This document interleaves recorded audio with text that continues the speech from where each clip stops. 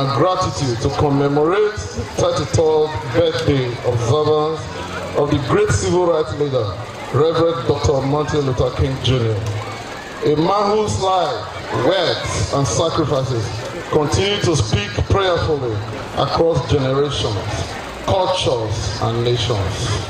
The theme for today's observance is, the time is right to do what is right. The time is right to do what is right. These very words spoken by Dr. King himself remind us that righteousness should never be delayed. Justice should not wait for convenience, comfort, or popular opinion. When something is right, the time to act is now. Reverend Dr. Martin Luther King Jr. stood firm for justice, equality, peace, and love in a time when doing so was dangerous and very unpopular. Yet, he chose courage over fear and truth over silence. He believed that every human being, regardless of race, color, or background, deserves dignity and respect. As a school, this message is deeply relevant to us.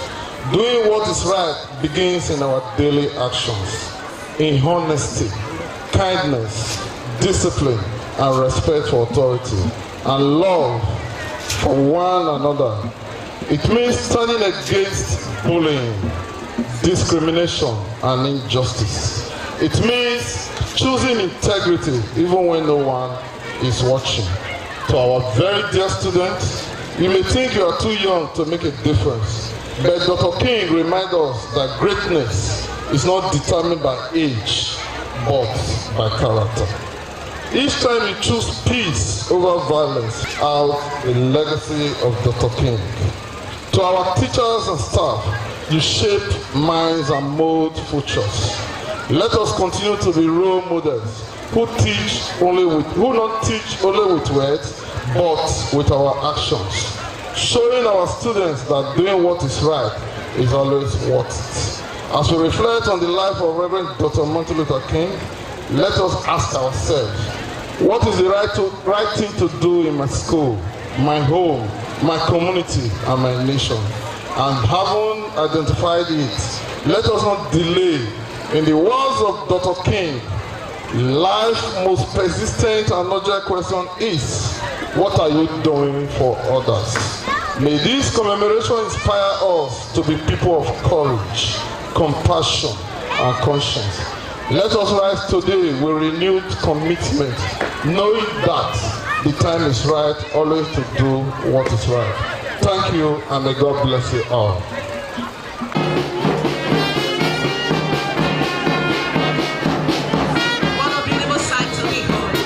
Ladies and gentlemen, people of freedom,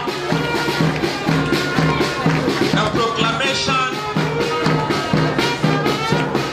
of the fact that justice must always reign. That's a salute to the chairman,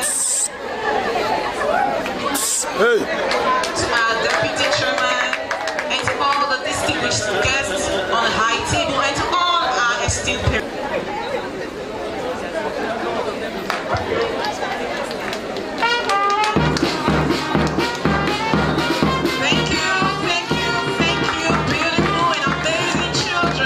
As well, wave at them. Thank you.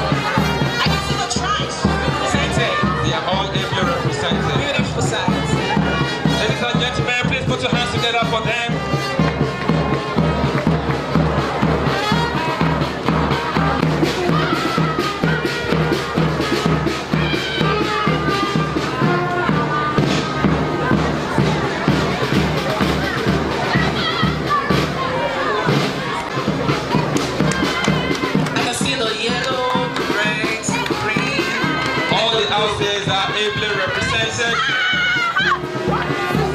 for these generations and generations to come, up on the way to the promised land. According to Frank Awano Practical Dictionary, rest is something done in accordance with or conformable to moral law, rightness, equitable, just, correct, true, accurate, and not mistaken. Ladies and gentlemen, and by extension our children here, the lecture affords me the opportunity to discuss with the leaders of tomorrow. The lecture is about you, how you can build your today to be great tomorrow. Your tomorrow starts today. Nations are not built overnight. You cannot succeed overnight. You must plan to succeed. If you fail to plan, then you have planned to fail. Success is about attitude, dedication, and focus. The Bible did not even say you can succeed only by miracle. It says God will bless the works of your hand. I am a practical scholar and a philosopher of reality. Even if you believe in miracles, you must work on your attitude. You cannot reap where you did not sow. I do not know your ambition as children today. However, I do know that you must work towards the realization of that ambition, and that must start today. You cannot intend to be a medical doctor and you are not working hard on science subjects. You cannot intend to be a lawyer without working hard on the relevant subjects. It is quicker, I must repeat, our children, you must listen to this. It is quicker to jump from a story building than using the staircase. But we must know that jumping has hazards. You either die or at best break some parts of your body. I must say that from the information I have gathered about Igbenedion Education Center, the school is known for training children to abide by the high moral values that society requires of them. And I only advise that the institution should continue in this direction. I must also advise our children to take their studies serious. Let me make it clear that if you are serious with your studies, it is in your own interest. I repeat, if you are serious with your studies, it is in your own interest. My father told me this many years ago. I did not know until he died in 1997. Today I'm a professor and the benefit is for me and my family. My mother also died in 2003. My parents are not here to benefit from my intellectual successes. Your parents will not be there forever. Therefore, your success is majorly for your benefit. If you do not succeed, you will also be the one to suffer. Time is limited. The best time to start doing what is right is now. Procrastination is the father of failure. A journey of 1,000 miles starts with a step. Think out something today. Work hard towards it, and the future will be bright for you. You do not wait for the future. You work the future out today by plan. You do not have to start big. Go and ask every big man today how they started. I'm sure most of them have small beginnings. I'm sure the Esama of Benin is a living example. You can rule your world if you are focused. Know what you want, go for it, and I'm sure you will achieve it. Do not be carried away by the successes of your peers when you do not know their source. Your peers might be involved in negative lifestyle. Do not wait for the right time. You create the time, and the time to start is now. Ladies and gentlemen, let me quickly define what is right. It is important before I go back to Reverend Dr. Martin Luther King's conception of a right society. What is right? I have a simple explanation, and I've told people severally. You do not need the Bible, you do not need the Quran, you do not even need the constitutions of the land to tell you what is right. What is right, your mind will tell you. I will simply say that what is right are all acceptable norms and values of our society. In this direction, my students admonish you to stay away from social vices, stay away from criminal activities, stay away from cultism, armed robbery, arson, examination malpractices, rituals, and other negative things. In fact, this is the right time to stop what is wrong. Like I said, what is right, your mind will tell you. When God created us, He deposited your conscience. It will tell you what is right. You don't change it. Let me quickly say this as a professor of political science. One area in which the political elites and top bureaucrats in Nigeria, their conscience will never tell them that. This is the area of corruption. I think their conscience will never tell them that corruption is wrong. In fact, I've written several papers on corruption. At a stage, I said corruption is caused by poverty. At another, I said it is caused by greed. Well, I got to a third stage, and I said that corruption is caused by wickedness. And I defined corruption caused by wickedness as amassing over and above what you know your children, generations yet unborn cannot consume. And you are still amassing that weight. That is corruption caused by what? Wickedness. But again, as I was driving down this morning, I had a brainwave.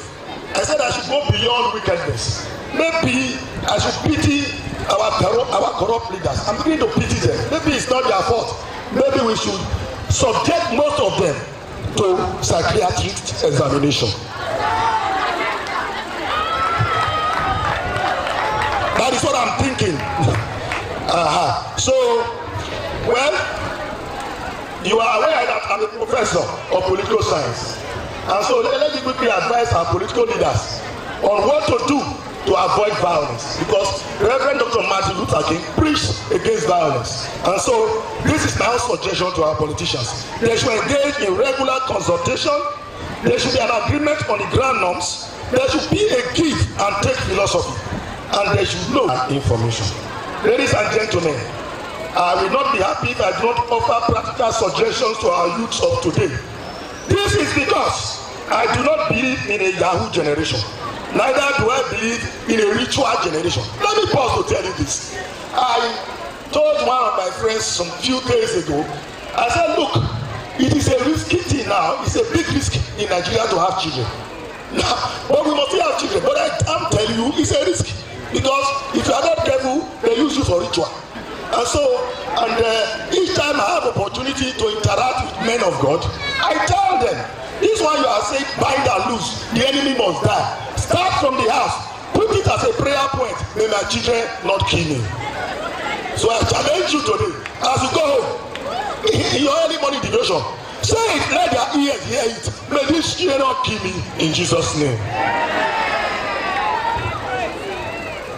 First and foremost, we can be self-reliant. The youth needs to tell you can be self-reliant. How do you go about this? Discover your talent. 2, organize your resources. 3, engage yourself meaningfully. And finally, be honest and committed. Do hard job. Finally, let me tell our youths, hard work will never betray you. Consistency will never fail you. Patience will never disappoint you. Discipline will never mislead you. Honesty will never embarrass you. Learning will never harm you. Growth will never stop rewarding you. Focus will never confuse you. Humility will never disgrace you. Determination will never leave you empty. Wisdom will never misguide you. Efforts will never go unnoticed. Integrity will never lose value. Purpose will never misdirect you. Self-control will never weaken you. Time management will never fail you. Truth will never need defending. Ladies and gentlemen, at the risk of being sued by lawyers here, I dare to say, I rest my case. God bless you all. Head girl presented to do the lay of the way. And the esteemed Director of Administration has just laid that. Thank you so much, ma'am.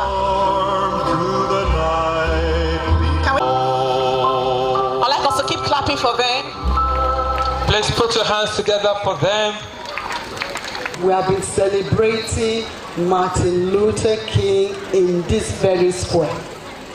Can we just stand up and acknowledge vision and put our hands together and appreciate consistency to vision. Can we stand up and acknowledge this woman, this vision owner? Can we stand up and acknowledge persistence and commitment to vision? Because that is why we are standing here today, doing the right thing at the right time. Can we just put our hands together at once? Our dear Lady Cherry, my mom, we appreciate you. Celebrated for the past 33 years, and it's good that when we engage in any action or any assignment, we have understanding. We stand here today to lay this wreath in observance of Dr. Martin Luther King, being a symbol of the struggle against segregation in the United States of America through the non-violence movement. I want to also use this opportunity to remind us and to make us understand, like all the MC have been doing, that because of this great man, Martin Luther King, because of what he stood for, justice and righteousness, that is why students of Igbinedion Education Center, parents and Nigerian citizens can go boldly to the embassy of the United States of America, and we are granted visa. Can we put our hands together to acknowledge that? I would like to welcome everyone to observance of Dr. Martin Luther King Jr.'s Day with the theme, Mission Possible, Building Community, Uniting Nations Through Non-Violence. Dr. Martin Luther King Jr. was assassinated on the 4th of April 1968 at Memphis, United States of America. Why? Because of his civil rights activity. At the time, there was segregation against people of color in America. The purpose of observing of Martin Luther King Jr.'s Day is to celebrate the life and the legacy of a man who brought hope and healing to America, particularly the African American. I trust God today that on account of some of our students here too, we will be celebrating something good. As our speaker has said, that your family will celebrate you as you stand true for what is right. Igbinedion Education Center joined the rest of the world today to commemorate the timeless values he taught us through his example of non-violence, courage, truth, justice, compassion, dignity, humility, and service that is so radiantly defined in Dr. King's character and empowers his leadership. I believe that these same traits today we can see in the life of our Deputy Chairman, Lady Cherry Igbinedion, and that is why we are here still celebrating Martin Luther King after 33 years. Can we put our hands together? This observance commemorates the universal unconditional love, forgiveness, and non-violence that drove his revelation spirit. Today, African American can live in society free from segregation, walk in freedom, and achieve their personal dream like every other American. This is because one man chose. This is because one man chose. This is because one man chose to be different by leading a non-violent campaign. At the time, it was thought impossible. So if you know that as a person, you yourself one fine day will continue to stand regardless of different opinion around you, you will stand to do the right thing at the right time. Can you put your hands together for yourselves? Thank you. An emblem of freedom to other people around you. you must not allow yourself to be used negatively or to be an agent of injustice. A famous Black American whose love for his people led to the loss of his life 66 years ago. He fought for peace, love, and justice. It's another great year today indeed, where we celebrate excellence and willpower. You can be whatever you want to be. Just believe in yourself. Joining in this great fight are some other great men and women. Those men and women who sacrificed their lives for a better world for humanity. Some of these were in the Canadian Education Center. This is the 33rd commemoration. Globally, we're celebrating the 56th anniversary commemoration of his death. The great man once said, "I have a dream." Remember, we had dreams in this program. Today, we have the privilege to anchor the program. I am the lovely Miss Aombo Moyekeme, and standing beside is no other than Miss Elizabeth Osagie. Ladies and gentlemen, just relax and enjoy the theme of today's event, MLK 56. This is the time to do what is right.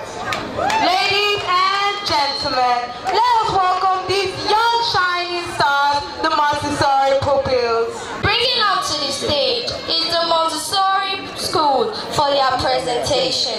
Please, let's put our hands together for Igbenedium Montessori Primary School. Please each other up. We love every day. Peace, not violence. Kindness is the way. You can change the world. Look around, you're not alone. We all need a hand to hold. When we rise, we stand as one. Guess our healing has begun. It's not too late, it starts with you. Share light, multiplies. One by one, we rise and shine. Small externals away. Together we can lead the world. Peace, love, violence. Love my head. Lift each other up. We all have made. Peace,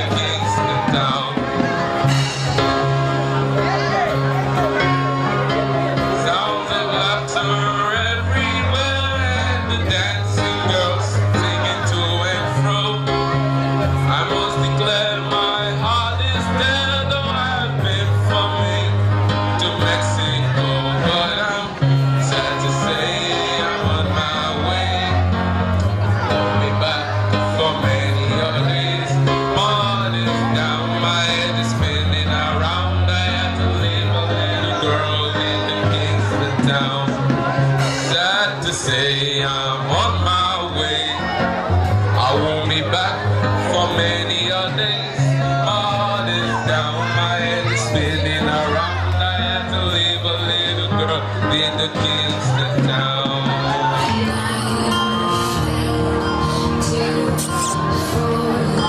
Watching you stand all of my doubt suddenly goes away somehow.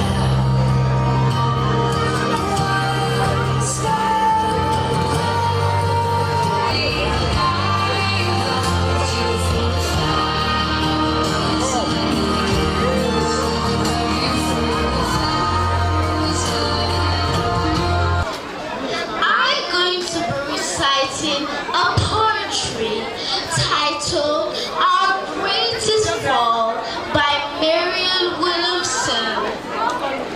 It is our light and not our darkness the most frightens us. Our deepest fear is not that we're inadequate. Our deepest fear is not that power beyond measure. It is our light and not our darkness. We ask ourselves, who am I to be powerful, gorgeous, talented, and fabulous? The Spirit of God that is in every single one of us liberates around us. The time to do the right thing is land of beauty and grace, lies a city, a sacred and holy place, a sight to behold, with streets of gold and skies so blue. It's a paradise where dreams come true. From the mountains to the sea, it is a land of hope for all to be free. In Venezuela, all are welcome with open arms, a place of peace away from all harm. The people here are so full with love and light, shining bright like stars in the night. A city that is built on truth and trust, with kindness and compassion. So let us come together and raise our voices, for this city is truly our greatest choice. Venezuela, a haven of love where hope remains. And Duro of Venezuela has been arrested by the U.S. government. The drama you are about to watch was how the Venezuelan president, Nicolas Maduro, was arrested. Before the United States arrested him, they've always been on the watch for that country, since there were initially sanctions by them. This then led to serious suffering in the country, making millions of Venezuelans to flee from the country. Nicolas Maduro never lost the election. I was the winner. Need me? I know they need me. Don't you need me? Yes. God bless you all. I said, war is looming. So God, yes, so go and protect my territory. Go, I said, go, because I won't allow the puppets to over my country until I'm tired and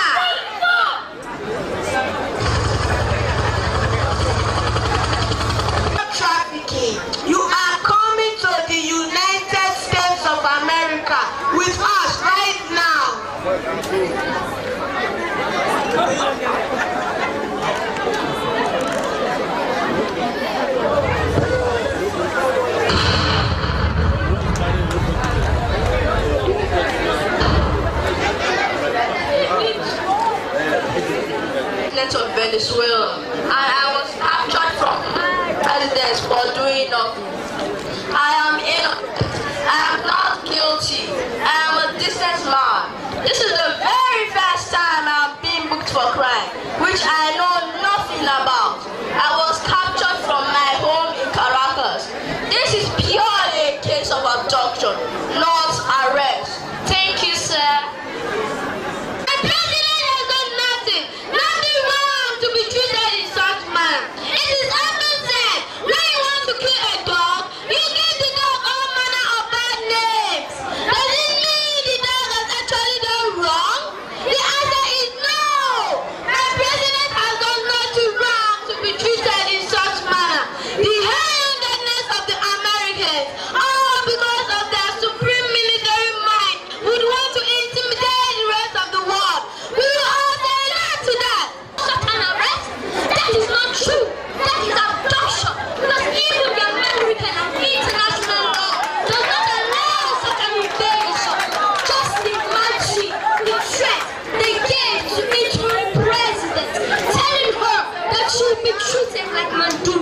She does not cooperate.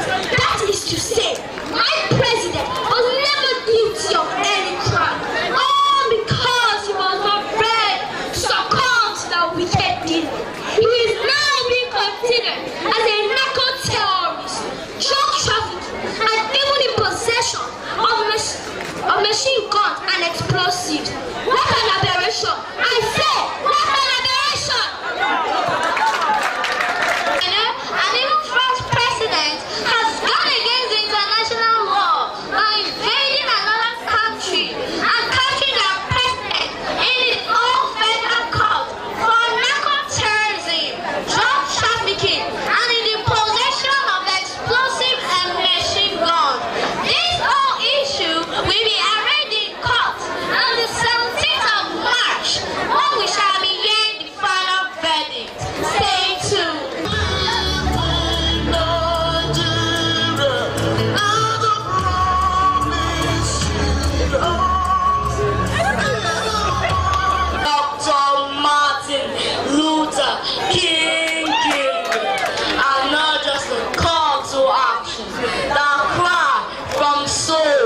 The mouth for courage in the face of injustice.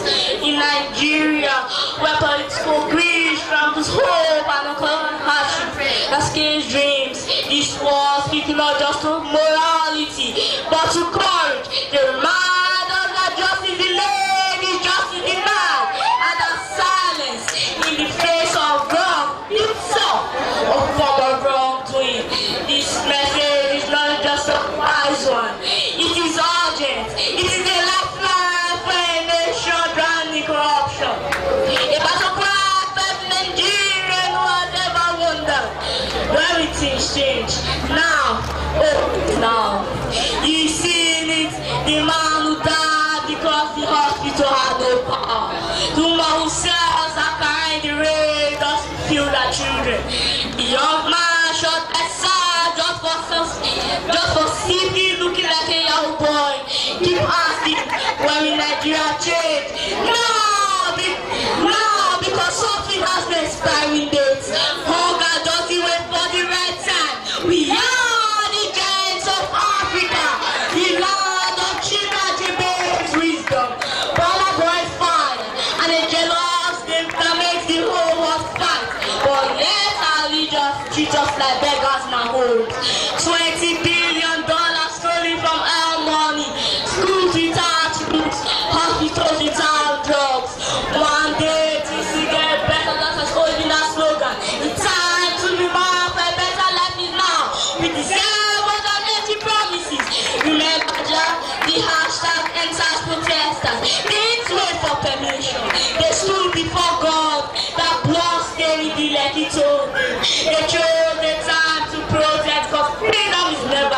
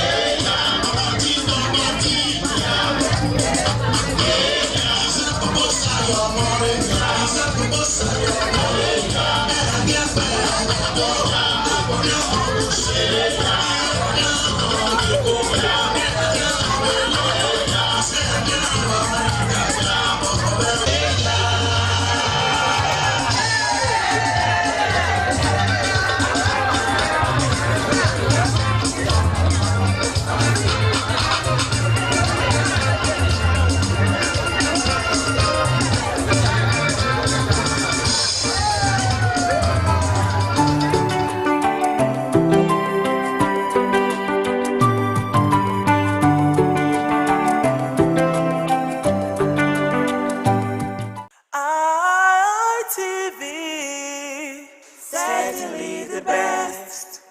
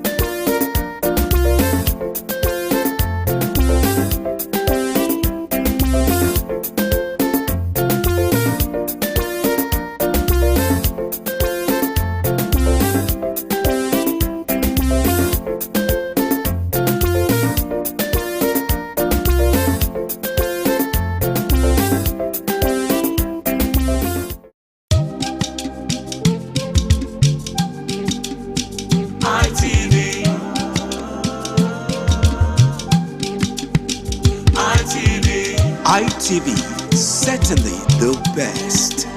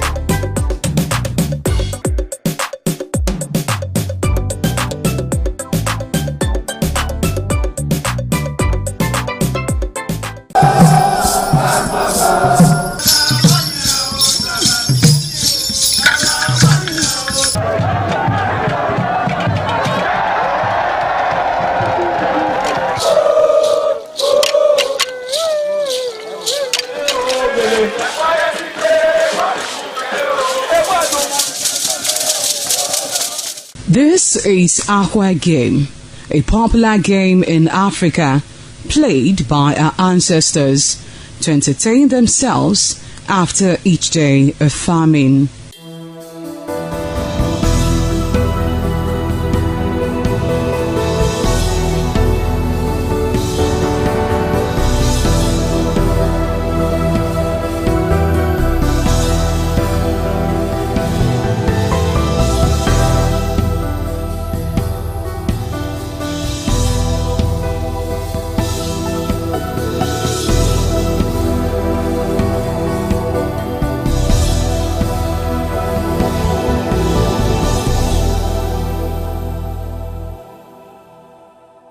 It is also relevant in our coronation in Africa.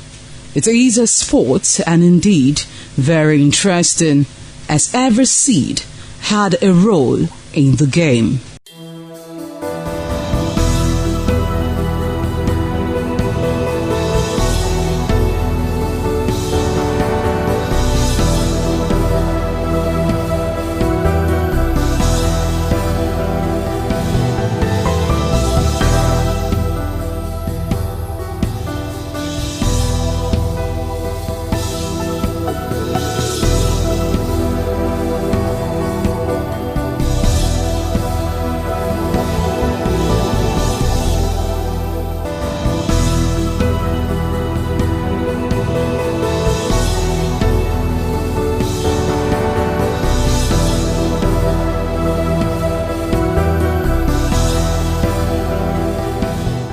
Playtime is 45 minutes per set.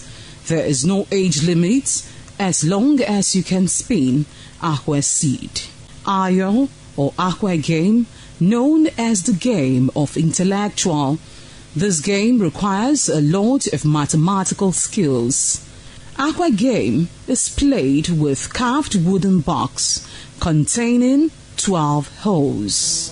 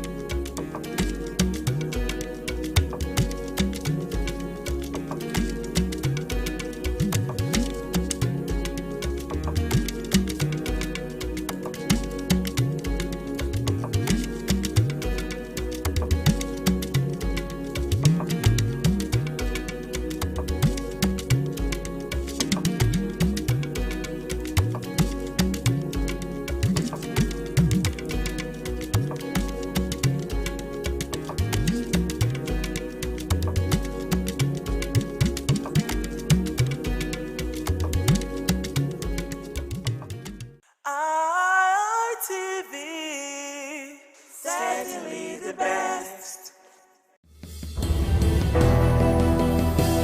Hello viewers, it's always an exciting moment to have you join me on Viewpoint on ITV.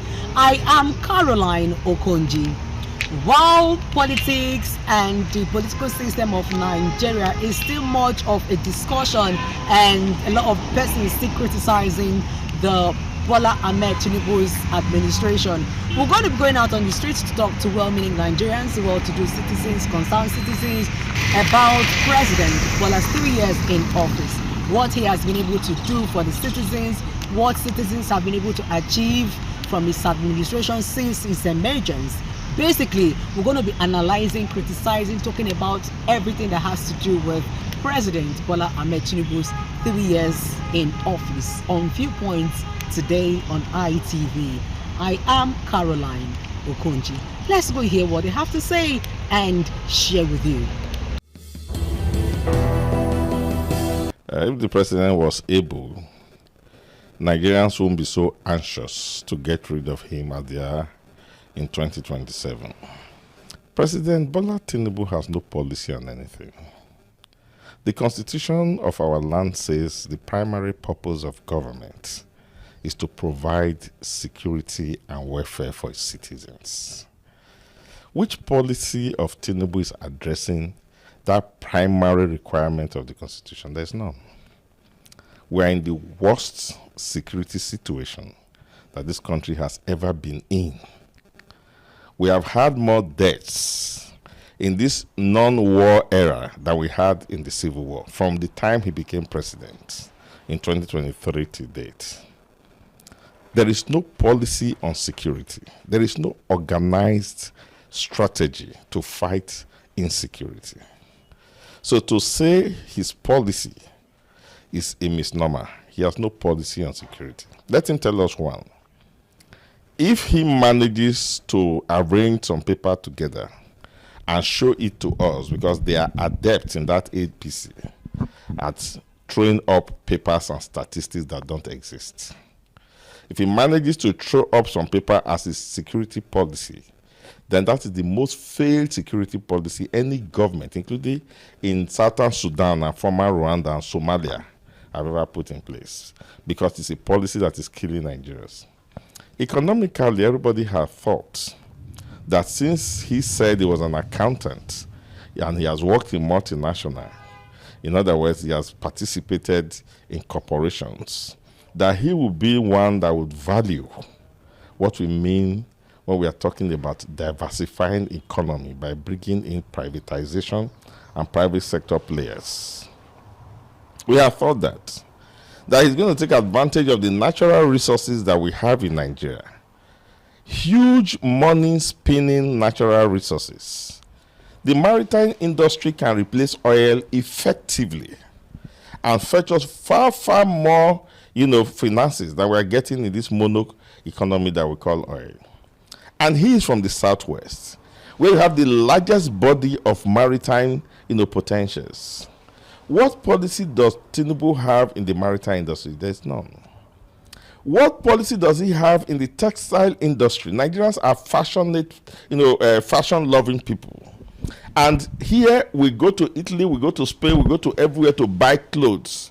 But by the time some few Nigerians, in their ingenuity, discovered the kind of clothes that we wear now, that you call Niger Delta and different kind of clothes, the potentials of Nigeria in their ability to be able to create fashion within and from local industries are rare in the southwest, where he also comes from. And the fabric we call Atiku in the north and all of that. So that if you had a textile industry in Nigeria, encouraged by any government, we'll be making hundreds of millions of dollars from that per year. Did he invest in that? No. The Jakarta steel industry, we have one of the easiest, iron and steel to process in the world. Russia came and tried to develop that industry. That industry is still lying fallow. If you have a modern president who is not thinking of industrialization, is not thinking of huge investments in natural resources that are, revenue generating, how do you begin to say that that government has a policy? The policy of social conditional money transfer that you never see. The policy, what policies does he have? So he has no policy for developing a nation. Now let's come to the social dignity of man. What policy does he have to protect the respect and dignity of Nigeria? Does he have that policy? Political policy, what policy does he have in the political realm? He has polarized the nation so much. Now, what policy does he have in terms of developing our nation with respect to institutional building? He has destroyed the judiciary. The judiciary now has no respect because nobody goes to the law courts now to get justice. We begin to talk of how much the judge is likely to take. Judges themselves, lawyers themselves, activist lawyers themselves are all complaining about political interference under this regime in the judiciary. Non-judicial officers like Wike, who is not practicing law, has never practiced law since he said he was a lawyer, his only boast is that he has influence over the judiciary. And we see this political interference. There is no opposition party in Nigeria today that is not having trouble, interference from the ruling party. So the policy of the present government is more deleterious to the Nigerian society than if he had no policies at all. And he has no policies at all. So the present government has no justification for exceeding 1 day beyond May 29, 2027. And Nigerians have all seen this. It's affecting the rich, it's affecting the poor, it's affecting businesses, it's affecting multinational corporations, it's affecting local corporations. So why does a government exist? This great country, President Ahmed Tinubu has done very well in terms of infrastructural development, in terms of human capital development, particularly the NEL Fund for students. Honestly speaking, when I was in school as a student in the University of Benin, I was working and at the same time I was in school. It wasn't easy. But now you have students who have access to loan, where you build students, you build the future of the country, you build the nation. As far as I am concerned, that singular action of Mr. President has transformed the educational sector. And it has also helped our students who are struggling with funds. And we tend to undermine this aspect of achievement of Mr. President. And the opposition try to look at areas that the president probably also need to look into. Oh yes, the issue of security is being tackled. You will agree with me that the issue of security precedes this administration, and the government is doing all it can to also deal with that aspect of issues that we are having. The Lagos-Calabar Coastal Road, a massive project that is currently being undertaken by the current administration. The government has done so well in terms of infrastructure. Agriculture, the government has also put in a whole lot of funds into that area. Importantly is the fact that allocation to states have tripled. State governments across the 36 states, the allocation to them have tripled. And as well as the local government, you can see what is happening in Edo State. Because we have funds. Because the governor of Edo State is doing a whole lot in the state through the China agenda. And you can see the infrastructure that is currently taking place in the state.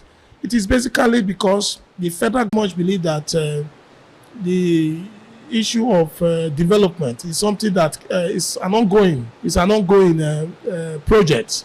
So I very much believe that the Tinubu administration is on course to win the next election, the 2027 election. I don't see any reason why the Tinubu administration or the president will not win the election. I don't see any reason at all. The government came in, met a very deplorable economic situation. The government courageously put in some reforms.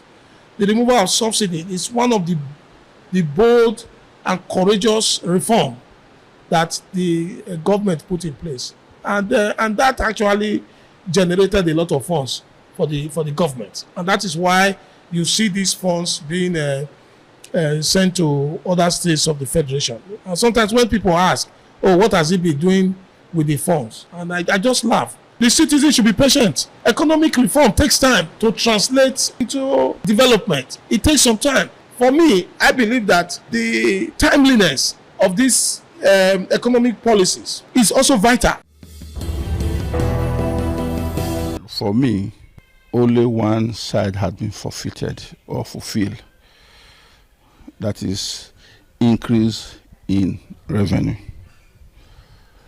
Yes, there is no government that can work without revenue. So he increased the revenue. Revenue going to federal, state, and local government has increased, if not 4 times what it used to be before he came. But what is happening to the revenue?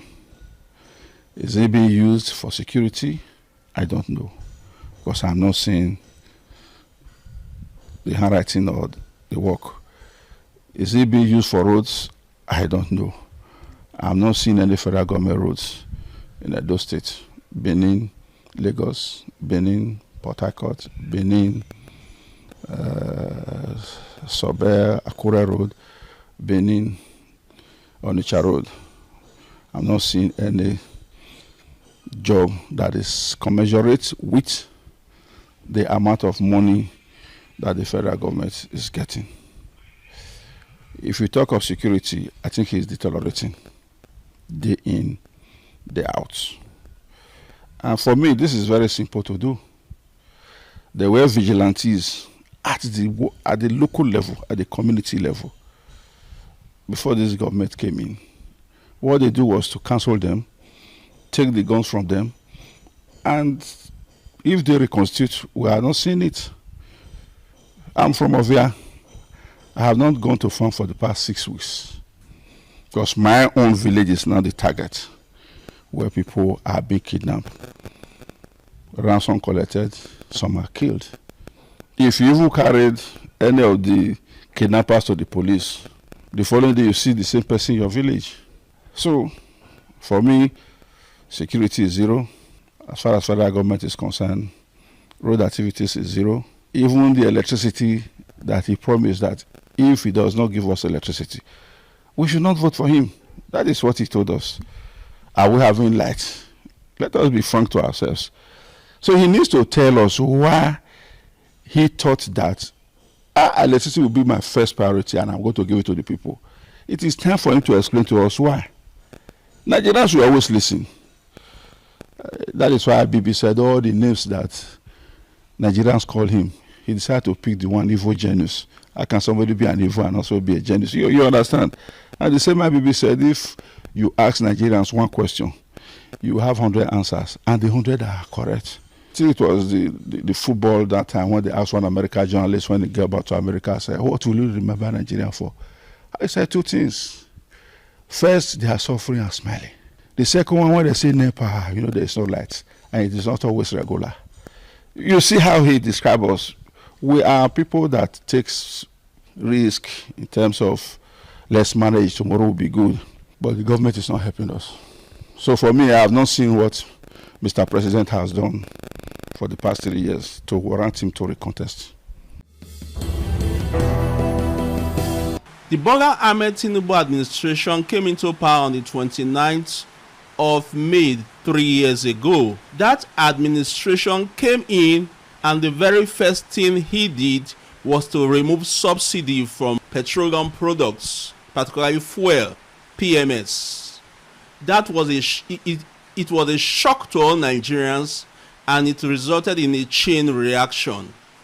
It resulted in the fact that prices of food petrol went up, and transportation goes with fuel, and so prices of goods and services skyrocketed.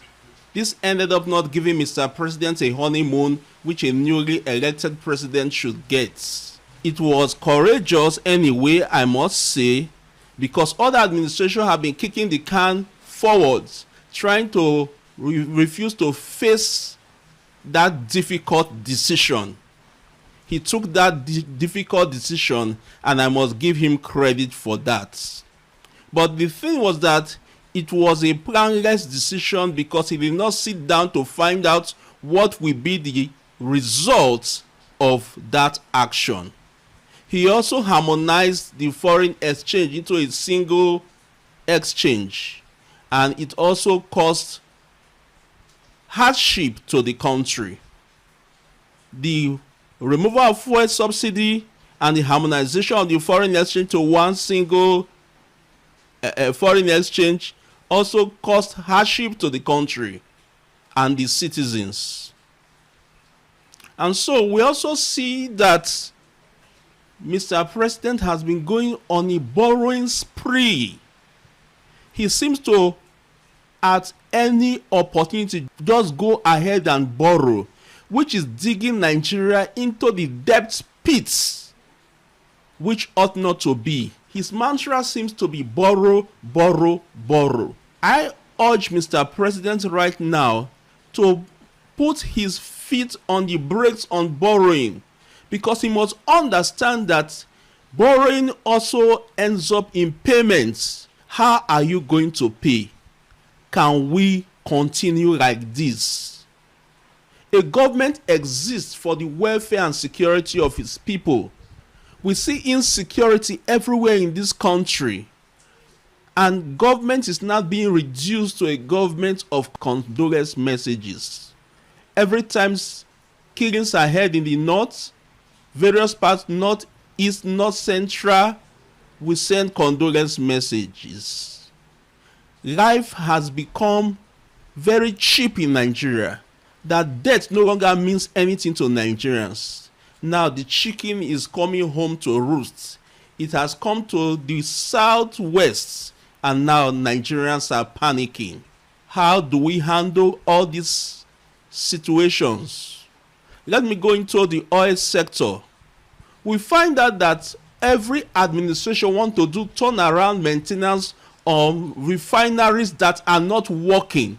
Billions of dollars are poured in it, and yet nothing comes out of it, only to end up throwing money into a cesspit for people to loot. That is not how a country should be run. We have seen Mr. President junketing for investments. I must commend him because from what I see or read, he gets some deals for the country. It has been economic diplomacy he has been doing, and if it comes to fruition, I hope it benefits Nigeria to ensure that those deals that he gets come home to Nigeria and develop Nigeria. One of the ways that it would have been better was for him to long ago to have had ambassadors. He recalled all the ambassadors all over the world back home until the United States pressure came on him before it dawned on him that he should appoint ambassadors. When he does that economic diplomacy abroad, it is for the ambassadors to go ahead and ensure that the nitty-gritties and the enforcement of those agreements are done, and Nigerians get the benefits. When we did not have ambassadors, and even some still don't have ambassadors because some have been rejected, it is very important that he should have listened to the advice of Nigerians calling him to appoint ambassadors. And so, coming back again to borrowing, Mr. President should press the brakes on borrowing. He should stop borrowing. And again, any person who has a first term in office may always want to have a second term. I'm not going to stop Mr. President for contesting for a second term, but he should sit down and think, what has my first term brought to Nigerians? What am I going to tell Nigerians when I get to the rostrum on campaign? Is he going to be dancing and singing and just clapping hands for women? Or rather, he should be telling us of his scorecard in 3 years. What will you do for us in 4 years that you have not done in these 3 years? I wish Mr. President well as he goes ahead campaigning for his second term, and I hope Nigerians are wiser and take the Tinubu administration has been so terrible. Starting from the first day he resumes office up to this time, there have not been something tangible or positive that one citizen will say that they will look up to or hold on to, that in this area he has actually done well. The first speech he gave as he resumed as president was one of them was the fuel subsidy removal, and since then Nigeria has not been the way it is. Just imagine our minimum wage is not up to 80,000 naira, and some persons are spending up to 60,000 naira for transport going to office every day. So how will such persons survive? So it's so painful that the salary of an average Nigerian will not be able to buy one bag of rice. So coming back again for second tenure, that if his conscience is actually working fine, he would have just have to abandon that vision and focus on something else. He can become a patron, he can become an elder spokesman to direct any other person, maybe the younger ones, to pick up the office. Because look at the area of insecurity. It has become so terrible that in some areas by 6 p.m. they have to lock up their business places, run home because of the bandits and herdsmen issues. Even in Edo State, when you go to areas in Ekpoma, students are no longer in schools. It's as if the plans of the Fulani and the herdsmen is actually come to place, because one of their motives is to end education, and you can see their target. They're either targeting on religion houses or they are targeting on schools. Like one of our renowned politician will say, is a pisma. So it's a very painful thing that we are seeing people like this. They know what they are doing is not working, and they are still striving to go second tenure. It has affected us a lot because in some areas that we are supposed to buy property maybe in a cheaper rate so that we can sell and make more money, we have to abandon those areas and focus on areas that they are maybe a little bit secured. And some persons are even striving to eat. So in a situation like what we are experiencing in Nigeria today, so if you ask an average Nigerian to provide 200,000 naira monthly, They can't get it. Or you're asking someone who is receiving salary of 70,000 naira to be able to save to buy property. It's not an easy, despite the pay small or instrumental system that we put in place. Many persons are unable to afford it. The high cost of living is consuming a lot from their daily income. It's only those in diaspora that are really trying to put one or two together to buy property. And if you check the insecurity in the country, it's not encouraging them.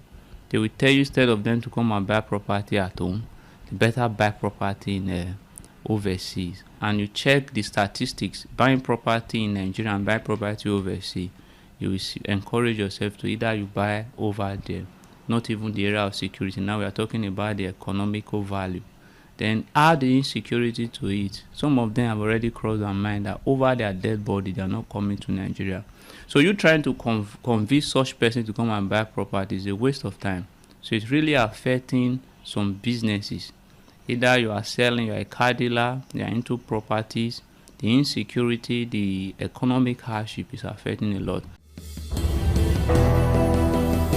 Talking about the present administration of President Bola Ahmed Tinubu, I would say, talking about it, first and foremost, if you want me to score him, I'll score him below average, because in some areas he has done well and in some areas he hasn't done well.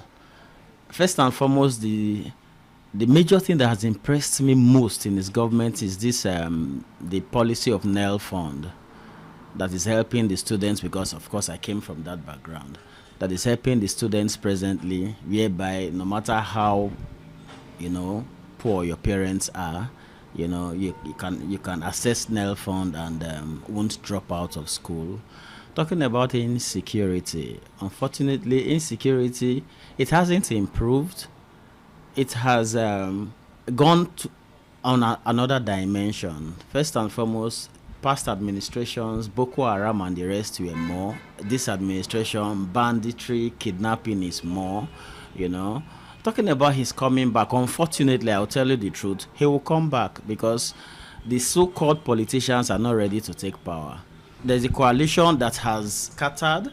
They came to form another party, They can't come together to unseat the president because they all have the same interest and the same ambition. And unfortunately, I don't see any of these old politicians that have been recycling themselves. I don't see any of them taking us out of the situation we are presently in the country.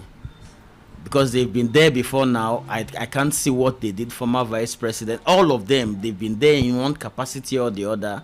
I can't see what they did, that is better than what President Bola Ahmed Tinubu is doing right now. Except probably maybe a new person comes out and will say, okay, let's just try this person.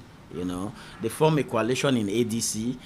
We all know the story of ADC right now. Some of them have gone to NDC. So they have all scattered, they've all shared their vote. President Tinubu is playing the politics, getting the governors to himself. And trust me, there's no governor that would not want to deliver his state, either by hook or by crook. So at the end of the day, we'll go and vote. We believe in this country. But at the end of the day, straightforward, President Tinubu will come back 2027. So if you ask me, I would say, if his administration have been fair, has it been fair? Yes and no. No, because presently we're still experiencing what we've been experiencing. Yes, because if given time, some of his policies can yield results, and at the end of the day, we'll get to where we are going. It has really been an eventful year for citizens in President Bola Ahmed Tinubu's administrations and opinions. The first was some are saying that his 3 years in the office has really been an eventful year, and they expect the president to do more, especially in the area of security government. Some are also saying that time should be given to the president in order for him to be able to achieve his promise to citizens, and that is what we've analyzed and talked about on Viewpoint today. The giving the president more opportunity, more time to be able to fulfill all his promises when he emerged as a president 2023 to the citizens. Some opinions still feels like he has not done anything in his past 3 years in office, and he has no reason to come back to office or to have a continuation of presidency. Time should be given to the president in order to be able to fulfill all his promises, with the fact that 3 years is not enough to fulfill all the necessary obligations and promises made to citizens. It is Viewpoint on ITV. I am Caroline Okonji. Many thanks for watching. Bye for now. ITV, certainly the best.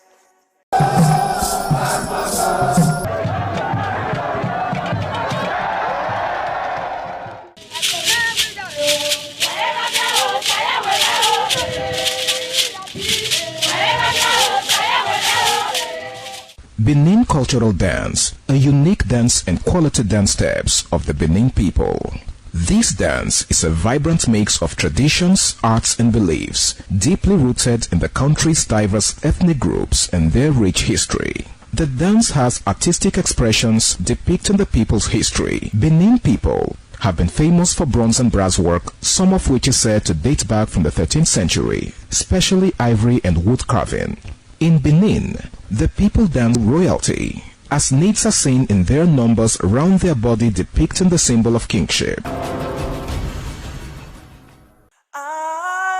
ITV, certainly the best.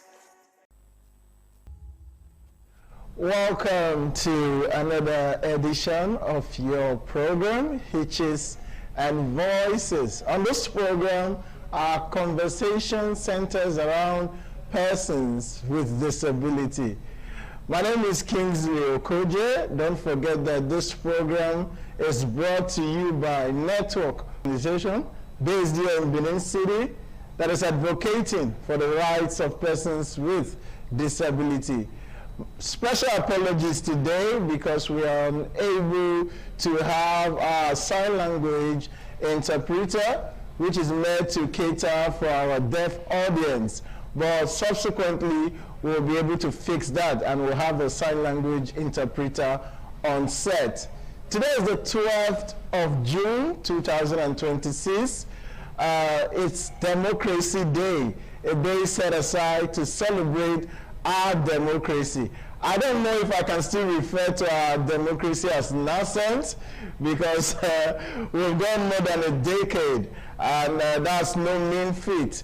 On the program today, our attention is going to settle around the subject of democracy and disability participation.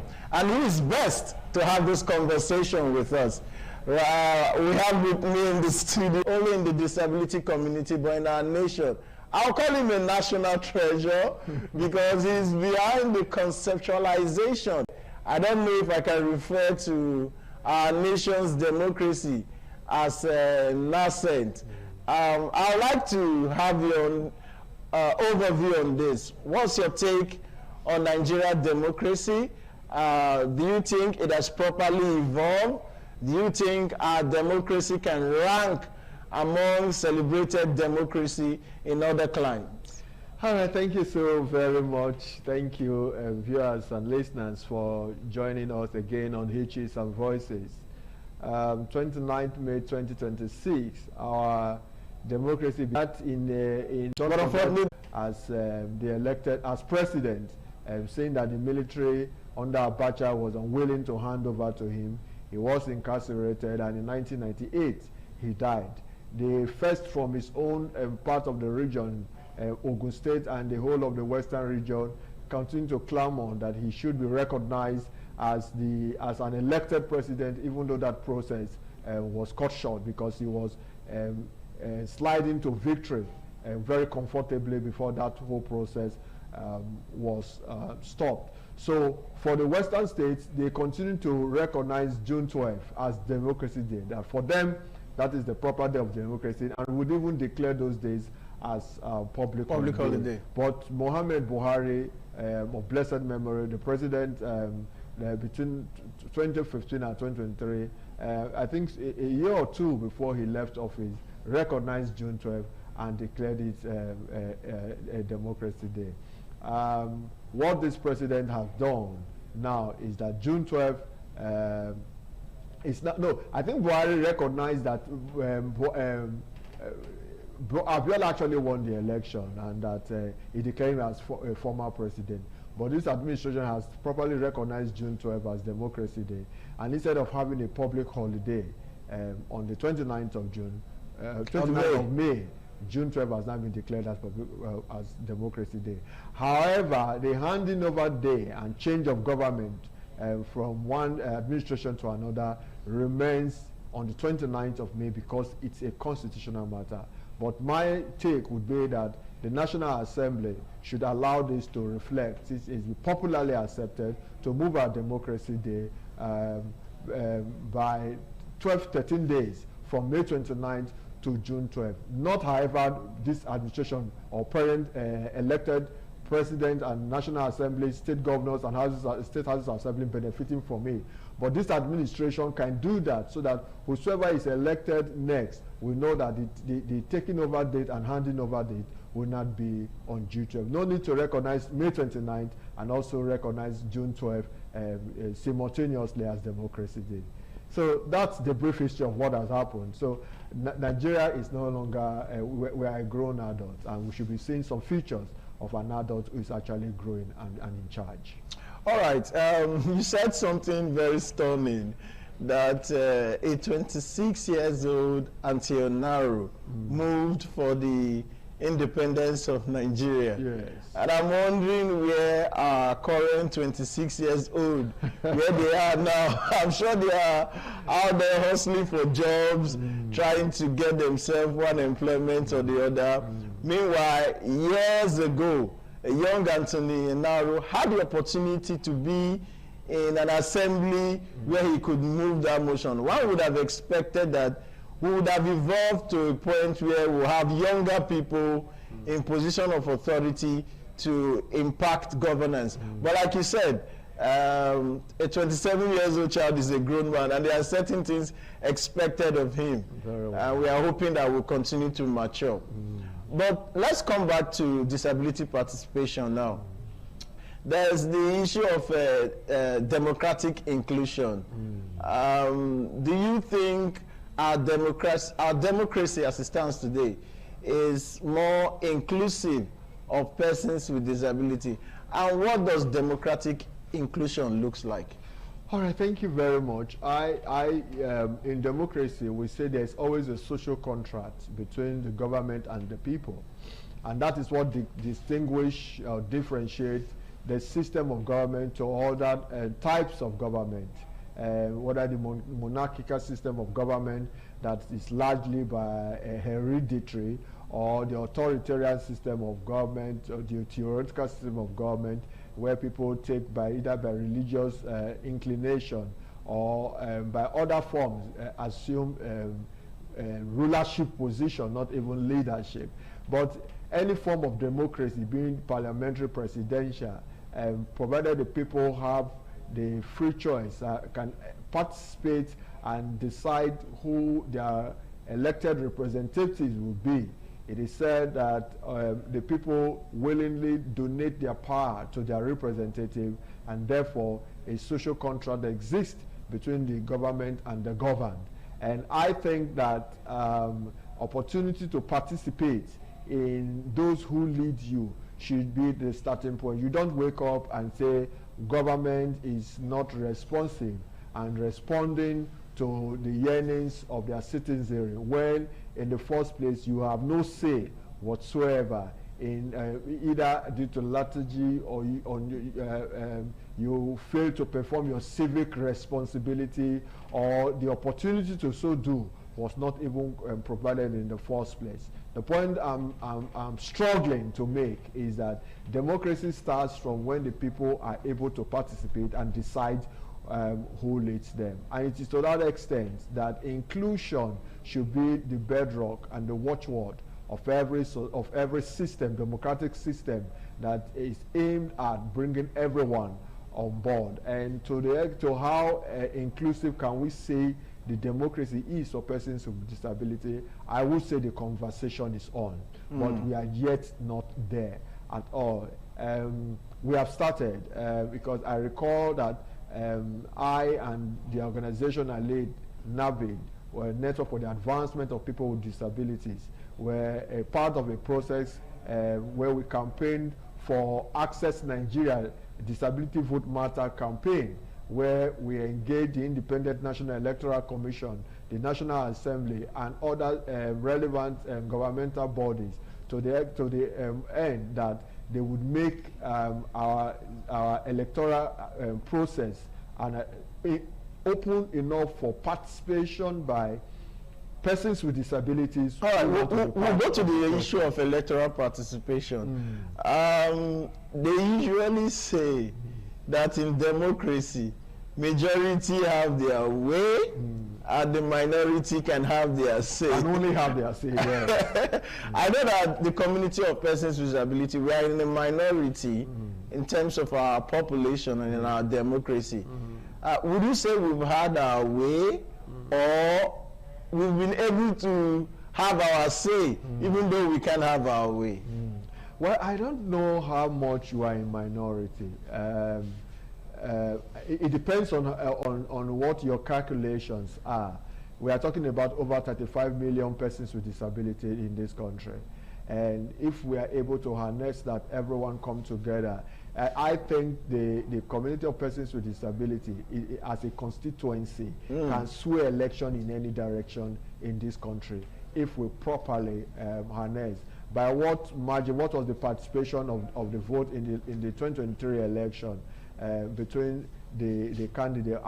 We had a little over 25 million people participating in that election.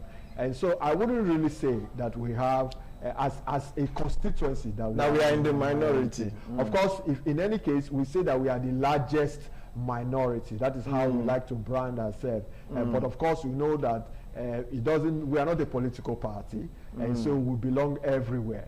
But the point will be that when it comes to advocacy for inclusion of this demography, the women group, for instance, and started long before, even the youth. Certain things were considered for the women and the youth group that we still yet do not have as a constituent. All right, we'll stay on that subject, but we'll go on a quick break now. When we come back, our conversation continue with the Executive Director, NAVID, Melody Omosa. Let's go on a quick break, and we'll be right back. It's still Hitches and Voices on Independent Television and Radio. My name is Kingsley Okoje, and our subject for discuss today is democracy and disability participation. And before we went on that break, my guest disagreed with me that the community of persons with disability, we are not in the minority. Nigeria has a population of over 200 million, and it is estimated that the disability population in Nigeria is well over 30 million. So that is not a minority, or we'll call it the largest minority, like you said. Let's go to the issue of electoral participation. INEC at a time talked about inclusion. It was a big issue within our electoral conversation.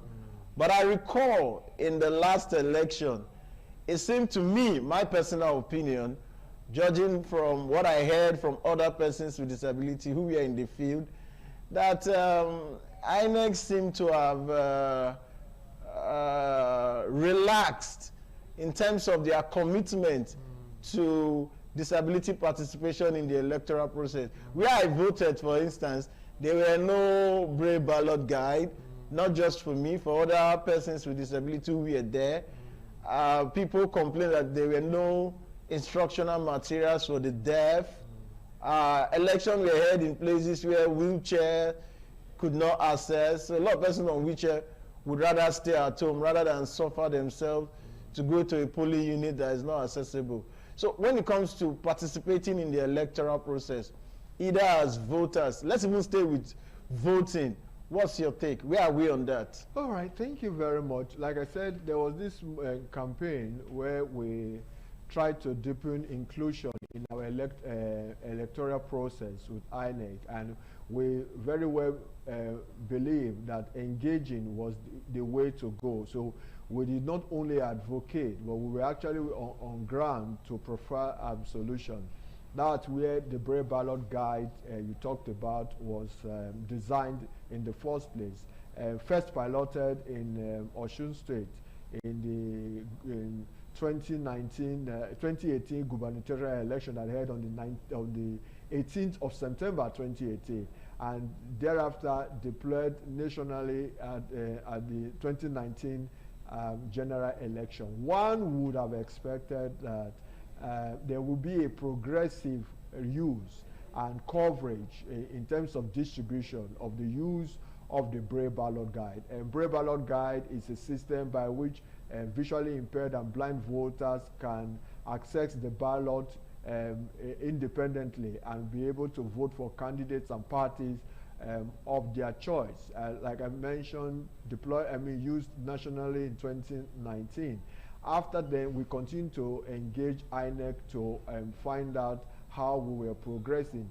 Since then, in every election, we have always monitored. I have always been on the field to see the inclusion and the deployment of materials for the blind, the hearing impaired, even those with albinism, the provision of magnifying glasses for them to use. And what I see is that, like you noted, INEC seemed not, the momentum seemed to have dropped. I wouldn't know what happened. I recall that not only did we provide this guide, these materials, assistive materials for INEC, we also embarked on collecting data to know where voters with disabilities, the polling units, they vote, so that with that record, INEC can deploy materials made for the individual voters to use depending on the disability type.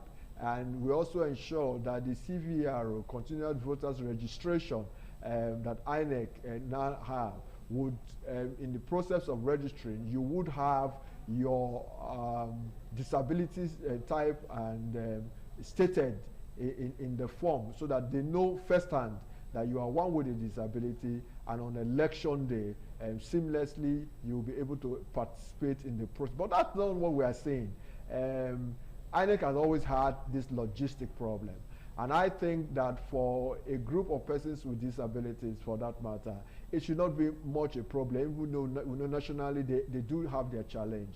But I would say that from what I monitored in the last election, I'm not impressed at the pace INEC is going. I think that, yes, it's fine that we had this problem 2018 when it was piloted, 2019 it was used nationally, and given the obstacles the election, if in the obstacles the election, organizing the election for a state like Edo, Ondo and all that, you cannot successfully deploy these materials for the persons with disabilities to participate in the system, I wonder what happens in general elections.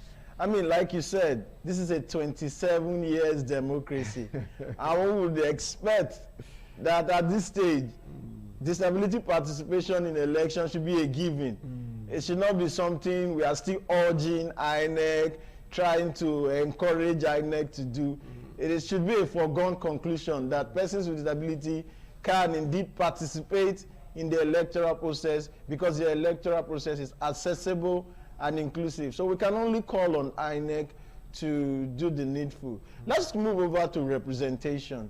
Do you think that persons with disability are adequately represented in leadership and in governance?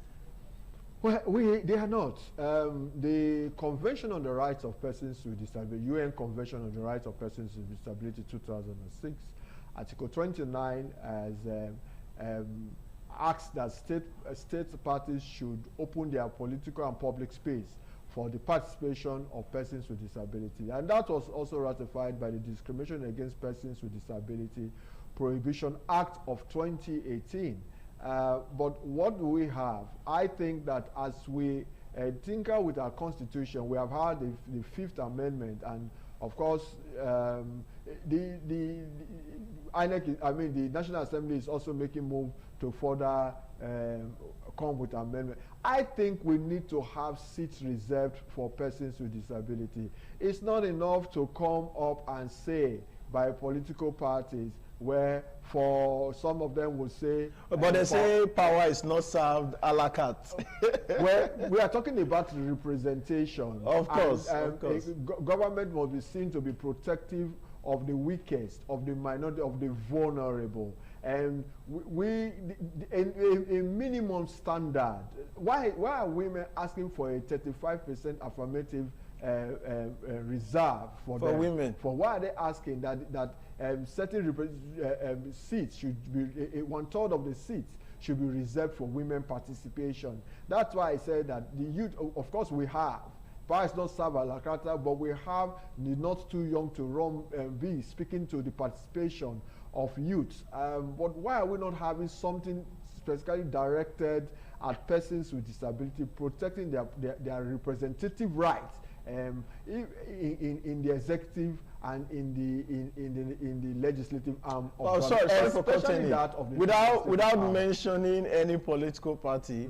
I heard over the news that a particular political party has mentioned that as part of their policy, women and persons with disability who want to contest under their platform will be given their expression of interest free at a very minimal discount. I say that is tokenism. That is just, that's playing to the gallery.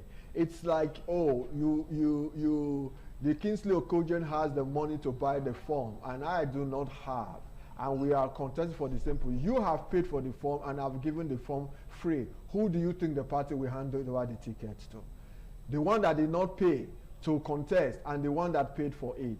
Until they make such persons their candidate to say, okay, we have reserved because this person have indicated interest, this party is presenting this person to run for that seat, then there's no guarantee. And even where parties are willing to do that, what is the assurance that other parties will follow suit? So I think the way to go is to have our constitution amended, to have a represent, and it is done in all democracies. There are like in Uganda, for instance. Yes, in Uganda, even in Iran, in Iran and in Iraq, for instance, I know very well, which is an Arab nation. They have certain seats for the reserved for the Christian population, a certain percentage, right? That is an Islamic country, and so we see that everywhere that certain group must have some level of protection. That is not all they should have, but at least we shouldn't have a 360 National Assembly members with no one representing the disability community and issue. Like I said, we are not just only a community, we are a constituent,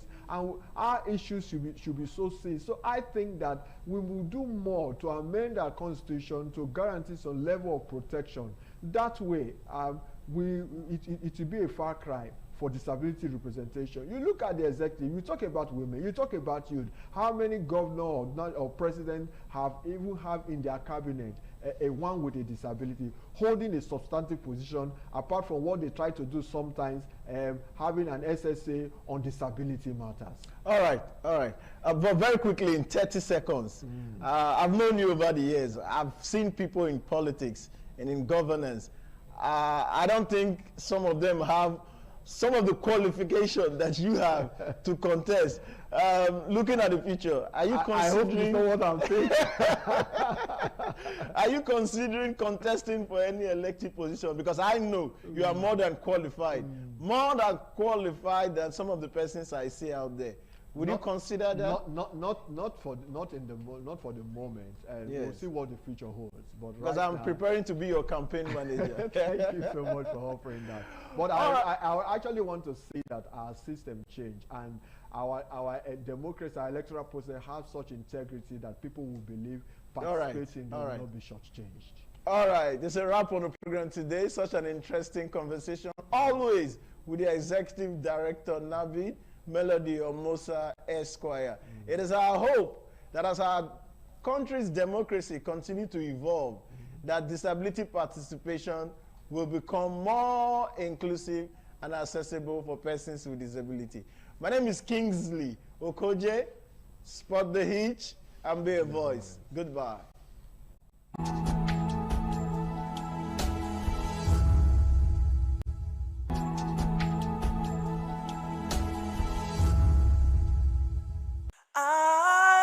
ITV, certainly the best. The threat of global warming is real. You have seen the destruction of lives and property as a result of incessant flooding. Make the environment a conducive place for all to live in. Stop polluting the environment. Protect the environment today. This message is brought to you courtesy Independent Television and Radio.